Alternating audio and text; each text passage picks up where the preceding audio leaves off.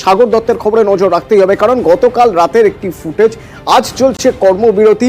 তো গতকাল রাতের যে ফুটেজ, সেই ফুটেজ প্রথমে আপনাদের একবার দেখাই। দেখুন, গাফিলতি হয়েছে চিকিৎসায়, এই অভিযোগে রোগীর আত্মীয় ঢুকে পড়লেন হাসপাতালে, সঙ্গে আরো অনেকে, হুমকি, গালিগালাজ, মারধর নার্সিং স্টাফদের। কিন্তু কেন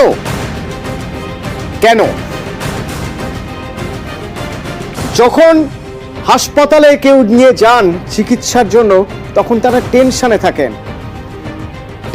থাকেন তারা, কি হয়, কিভাবে তাদের সুস্থ করে নিয়ে আসতে পারবেন।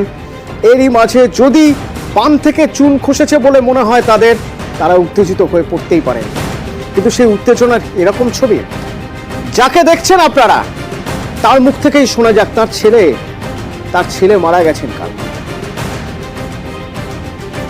শুনুন কি বলছেন, কি হয়েছিল তার ছেলের সঙ্গে, তারা যখন পেশেন্টকে নিয়ে এসেছেন কি হয়েছিল শুনুন। सांस लेने कष्ट हो रहा था, समझे।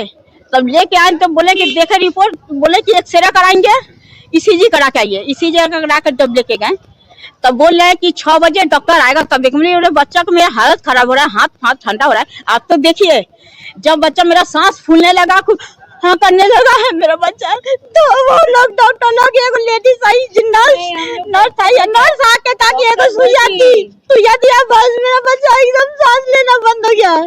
एक ट्रीटमेंट किया ही नहीं, कुछ दवाई वो नहीं दिया वो लोग, डॉक्टर लोग। আমার সঙ্গে সরাসরি অভিজিৎ রয়েছেন, অভিজিতের সঙ্গে একবার কথা বলবো। অভিজিৎ, কিছুক্ষণ আগেই মিটিং হয়েছে, কর্মবিরতিতে রয়েছেন জুনিয়র চিকিৎসকরা।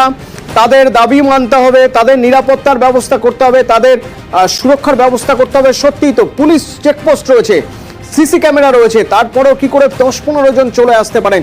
কিন্তু পাশাপাশি এটাও দেখতে হবে, যে অভিযোগ উনি করছেন সেই অভিযোগের যদি সারবত্তা থেকে থাকে, তাহলে সেই অভিযোগও গুরুতর, যে তার পেশেন্টকে অ্যাটেন্ডই করা হয়নি, তাই তো?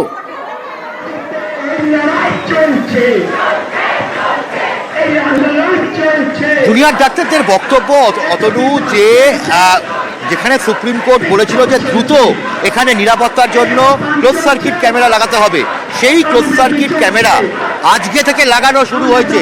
এবং 360খানা এই কামারহাটি সাগরদত্ত মেডিকেল কলেজ বিশাল ক্যাম্পাস এবং প্রচুর বিল্ডিং, ফলে মোট 360খানা ক্লোজ সার্কিট ক্যামেরা এখানে প্রয়োজনীয়তা ছিল, এমনটাই কর্তৃপক্ষ জানিয়েছিল।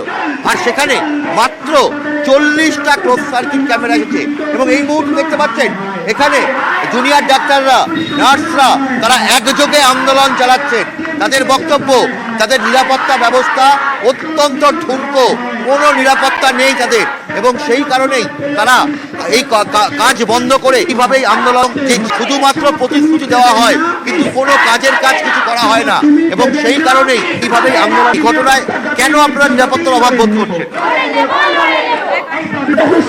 একটা পেশেন্ট মারা গেল, তার সঙ্গে পেশেন্ট ভর্তি হলো, তার সঙ্গে 15 জন পেশেন্ট কার্ডও করতে দিচ্ছে না, সঙ্গে আবার গায়ে হাত তুলে দিচ্ছে। এটাই নিরাপত্তার অভাব বোধ করছে, প্রত্যেক দিন হচ্ছে এইরকম ঘটনা। অভিজিৎ, কিছুক্ষণ আগে বৈঠক, তারা তাদের যে দাবির কথা বলেছিলেন সেই সব দাবি পূরণ নিয়ে যে বৈঠক, সেই বৈঠক থেকে কি বেরিয়ে এলো?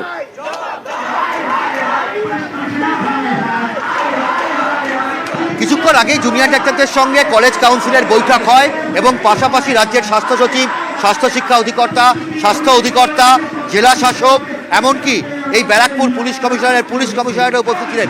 আমরা সরাসরি এখানকার জুনিয়র ডাক্তারদের সঙ্গে কথা বলবো। আপনার নাম? ডক্টর কুণাল ধর। বলছি, আপনাদের তো এতক্ষণ বৈঠক হলো, স্বাস্থ্য সচিব, স্বাস্থ্য অধিকর্তা, স্বাস্থ্য শিক্ষা অধিকর্তা, পুলিশ কমিশনার সবাই আসলেন, কি বৈঠক থেকে কি বেরিয়ে আসলো? এই বৈঠকের সাথে আগের বৈঠকগুলোর পার্থক্য একটাই, এখানে আরও সরকারি উচ্চপদস্থ আধিকারিকরা ছিল, এটা আমরা দেখেছি।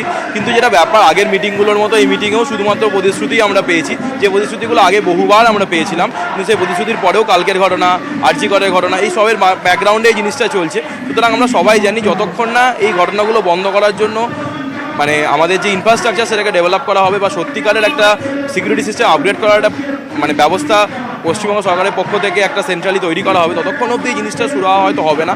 কারণ সেই রকম কোনো সদর্থক প্রতিশ্রুতি দিয়ে তো সমাধান হয় না, কারণ এখানে আমাদের ঠিক পাশেই পুলিশ আউটপোস্ট রয়েছে, তারপরেও তো এরকম ঘটনা ঘটে গেল। সুতরাং সেটার একটা ব্লু প্রিন্ট যদি না থাকে কী করে ঘটনাকে সামানো যাবে বা তাদের যারা থাকা হয় তাদের যদি প্রপার ট্রেনিং না থাকে তাহলে এটা কোনোদিনই করা সম্ভব না। যেটা আমরা মিটিংগুলোতে প্রতিশ্রুতি বা প্রতিশ্রুতি পাচ্ছি, কিন্তু কাজের বেলায় কিন্তু কিছুই হচ্ছে না। তাহলে কি কাজ আপনারা বন্ধই রাখছেন এখন? কাজের ব্যাপারে ডিসিশন অভিজিৎ সঙ্গে থাকো, এখানে এসেছে। অভিজিৎ সঙ্গে থাকো স্বাস্থ্য সচিব নারায়ণ স্বরূপ নিগম, তিনি গিয়েছিলেন, তার বক্তব্য শুনবো। ওনাদের থেকে কথা হয়েছে, ওখানে সিকিউরিটি কনসার্ন ছিল, নিঃসন্দেহে যে ঘটনা হয়েছিল সেটা উচিত নেই, তার জন্য পুলিশ আজকে থেকে পুলিশ মোতায়েন বাড়ানো হচ্ছে। অ্যাডিশনাল প্রায় 250 বেশি সিসিটিভি কাজ আজকে থেকে আরম্ভ হচ্ছে। ওদের rest room and all other থিংসের কাজও করা হচ্ছে। নার্সদেরও কথা শোনা হয়েছে, ফ্যাকাল্টিদেরও কথা করা হয়েছে। স্থানীয়ভাবে এখানে একটা পেশেন্ট পার্টি মিটিং করতেও স্ট্রেস দেওয়া হয়েছে। আর ব্যারাকপুর কমিশনারেটের পুলিশ কমিশনার অলোক রাজরিয়া তিনি জানালেন ইতিমধ্যেই 4 জন গ্রেপ্তার হয়েছে এই ঘটনায় ক্লোজ সার্কিট ক্যামেরার ফুটেজ দেখে, এবং বাকিদেরও চিহ্নিত করার কাজ চলছে। অলরেডি আমরা এখানে সিকিউরিটি অডিট করা হয়েছে, অনেক ইস্যুস উপরে অলরেডি কাজ হয়েছে। গতকালে একটা ঘটনা হয়েছে, তার উপরে পুলিশ যথেষ্ট অ্যাকশন নিয়েছে, ইমিডিয়েটলি ইন্টারভিন করা হয়েছিল। 4 জনকে অলরেডি আমরা অ্যারেস্ট করেছি। তাছাড়া সিসিটিভি ফুটেজ কালেক্ট করা হয়েছে, সিসিটিভি ফুটেজে দেখে যারা দোষী আছে, যাদেরকে কোনো ভায়োলেন্ট অ্যাক্টিভিটি দেখা হবে তাদেরকে অ্যারেস্ট করা হবে। রুলস অ্যান্ড রেগুলেশনস যেটা আমরা এসওপি বলি, সেটা আমরা এখানকার যারা অ্যাডমিনিস্ট্রেশনে আছেন ওনাকে রিকোয়েস্ট করেছি, ওনারা ওই এসওপি একবার লে ডাউন করলে অ্যাক্সেস কন্ট্রোল কে কোথায় কত পর্যন্ত যাবে সেটা সুনির্দিষ্ট করলে ওটা হেল্প হবে।